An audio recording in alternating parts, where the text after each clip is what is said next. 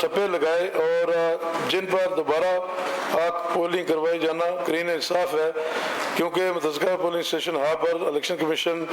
Voters को तहफ़्फ़ुज़ देने में नाकाम रहे और जो भी सिक्योरिटी थी वो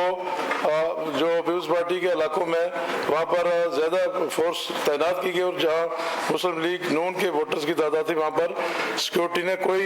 हरकत नहीं की और कोई धांधली नहीं रोकी, जिसकी वजह से एक कीमती जान का ज़िया हुआ। और इससे कबल भी एक शख्स को मलिक आशिक हुसैन को शहीद करके उसकी FIR मेरे खिलाफ काट दी गई। तो हमारा ये मुतालबा है कि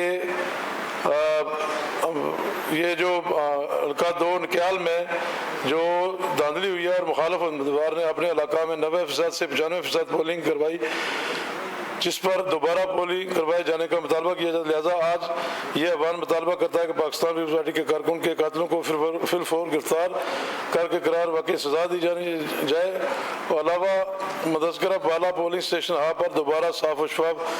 पोलिंग पाक आर्मी की ज़ेर निगरानी करवाई जाए।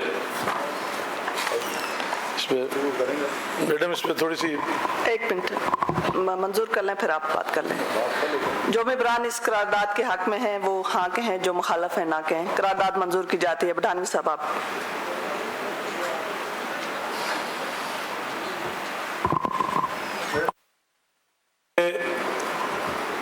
चीफ इलेक्शन कमीशनर की ये जिम्मेदारी होती है कि वो वोटर को बाहिफाजत पोलिंग स्टेशन पर जाने का माहौल, वोट पोल करने का माहौल और उसको वापस घर जाने का माहौल फराहम करे। मेरी चंद गुजारिशात हैं। सबसे पहले तो यह है कि 1 हफ्ता पहले जब शेड्यूल जारी हुआ तो उससे 3 जून को मैंने जो तहसीलदार था हमारा उसके ट्रांसफ़र करवाया और वो इस बुनियाद पर ट्रांसफ़र जो है उसको उस पर अमल दरमद नहीं हुआ कि जो है वो शेड्यूल आ गया, जबकि शेड्यूल से 2 दिन पहले जो मैंने जो है ना SMBR साहब से कहा और PM साहब ने भी कहा कि ये तहसीलदार जो है वो ट्रांसफ़र करें और उसको कोटा जाना था और वहाँ से तहसीलदार एक ने निकाल जाना था। सबसे पहले वहाँ से मेरे हल्के में धांधली का आगाज़ हुआ। उसके बाद मेरा जो असिस्टेंट कमिश्नर था इलेक्शन से 3 दिन पहले तब्दील कर दिया गया और 3 या 4 दिन पहले तब्दील करके फिर दोबारा वहाँ पर AC भी नहीं भेजा गया और जिस दिन इलेक्शन हुआ उस रात को एक AC का ऑर्डर करके वहाँ भेजा गया। तो मैंने चीफ इलेक्शन कमिश्नर साहब के पास जाकर भी, senior member board of revenue के पास जाकर भी ये कहा और वज़ीर आज़म साहब ने भी कहा जी कि ये जो है ना आप एक तो तहसीलदार जो है जो ट्रांसफ़र हुआ है इस पर अमल दरमद करें, जबकि उसी के साथ एक जो मिरपुर के तहसीलदार जो है वो हाजिर हुए और दूसरे फारूक हुए, लेकिन मेरे वाला ट्रांसफ़र जो उस पर अमल दरमद नहीं हुआ उसमें भी चीफ इलेक्शन कमीशन की बदनीति शामिल थी। उसके बाद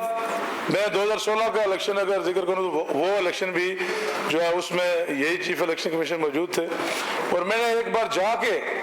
उनके ऑफिस में मैंने कहा जी कि अगर आपने 16 वाला हमारा हशर करना है तो फिर हमें पहले बता दें कि हम इलेक्शन छोड़ दें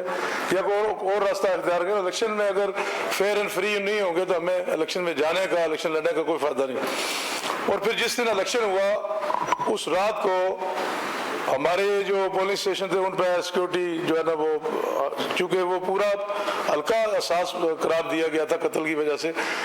लेकिन हमारे जो इलाके थे वहाँ पर फोर्सेस ज़्यादा थी, पंजाब पुलिस लगाई हुई थी और जो उनके इलाके थे वहाँ पर कोई सिक्योरिटी नहीं थी। मैंने खुद विज़िट किया, मेरे साथ कुछ मेहमान भी थे हमारे मीडिया के भी, तो मैंने 4-6 पोलिंग स्टेशन जो टाउन के और उसके मलिका पोलिंग स्टेशन है वहाँ जहाँ पर भी मैं गया स्टैंपिंग हो रही थी, मैंने उस वक्त डिप्टी कमिश्नर को फ़ोन किया, कोई रिस्पांस नहीं था और चीफ इलेक्शन कमिश्नर को फ़ोन किया, चीफ इलेक्शन कमिश्नर की तरफ से कोई फ़ोन पिक करने का कोई रिस्पांस।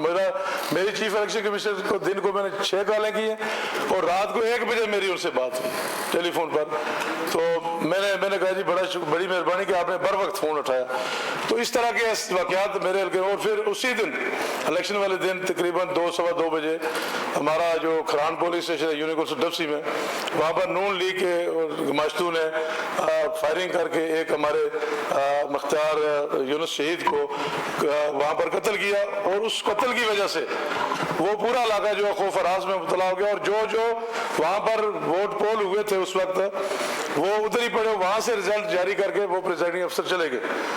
तो मेरी ये गुजारिश होगी कि वो पूरा इलाका जो है वहाँ पर कहीं 200 वोट पड़ा, कहीं 150 वोट पड़ा, कहीं इलाके उनके थे जो पोलिंग स्टेशन, वो मैंने यहाँ पर जिक्र भी किया उन पोलिंग स्टेशन का, उन पे 80%, 90%, 91, 92, 93, 95 और 98% पोलिंग जो है ना वो उनकी परसेंटेज है। तो यकीनन जो है ना 70% से ऊपर जो पोलिंग होती है। और फिर हमारा जो ये माहौल था इलेक्शन का, उसमें इतने वोटर आए नहीं है, ना टर्न आउट था, लेकिन मैं हैरान हूँ कि हमारे उन पोलिंग स्टेशनों पर तकरीबन 98% पोलिंग हुई है, जो किसी सूरत भी काबिल कबूल नहीं है। इसके अलावा जब हमारे हल्के में कत्ल हुआ तो मैं खुद भी वहाँ मौके पे गया, हमारे इलाके। सब्सक्राइब करें और बेल दबाएं ताकि कोई खबर रह न जाए।